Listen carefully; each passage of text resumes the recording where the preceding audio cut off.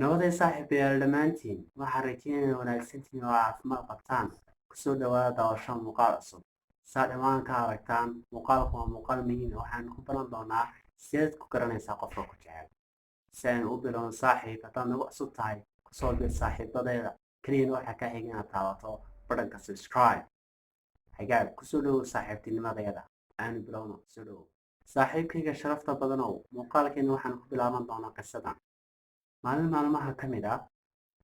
axmed xaaskiisu waxa ay dhaqaysay weel hoos ayay eegtay waxayna aragtay faraatigeeda guurka oo dusha ka jaray saygeeda ayaa maqlay iyadoo leh maya maya waxa uu weydiiyey axmed waxa ku dhacay caasha ayaa u sheegtay dhammaan wixii male xabiibtii ayuu ugu jawaabay axmed xilligan oo kale inay tani dhacdo waan ka xumahay iga raali noqo saygeygu ayay ugu jawaabtay gabadhii caysha dhibaato ma jirto ayuu axmed yidhi muurkaaga caadi ka dhig amba maalin dhoweytoole anigoo shaqaynaya waxaa iga jabtay saacaddii aad ii hadiyeysay habeenkii arooska waad mahadsan tahay ayay ku tiri waan ku faraxsanahay inaan haysto qof adiga oo kale ah kadib macasalaameyn axmed wuxuu ku laabtay shaqadiisa qaybtii labaad oo waxa uu tegey xafiiskii shaqada isagoo macasalaameeyey xaaskiisa caysha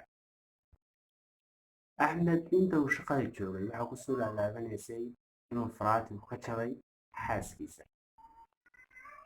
axmed waxa uu sameeyey arrin nafrida saacaddiisii qaaliga ahayd laakiin jabnayd ayuu iibiyey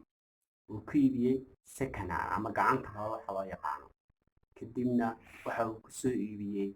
ringa fargalka madaxiisa sare maadaamuu fargalkaas ahaa fargalada arooska ee aadka qaaliga u ah axmed xaafadii markuu yimiday waxa uu keenay xaaskiisa faraatiga magaxiisii waxaana uu ku yiri gacantaada idhi laakiin nasiib darro waxa uu ka waayay fargalkii gacanteeda waxa uu weydiiyey caasha meesha uu maray fargalkii laakiin waxa ka dhacday meesha arrin qariiba caaisha iyadna waxa ay samaysay faraatigii qaybtii kale ay second hand ku iibisay waxaana igu soo iibisay saacaddii ay hadiyeysay habeenkii arooska haddaba saaxiibkii qisadan waxaynu ka baranaynaa inuuna jacaylku ahayn tegidda meelo qaaliya isku keenidda hadiyado qaaliya iyo ka wada cashaynta udheelo qaaliya si fudud jacaylku waa ka hormaysiinta farxaddeena farxadda qof kale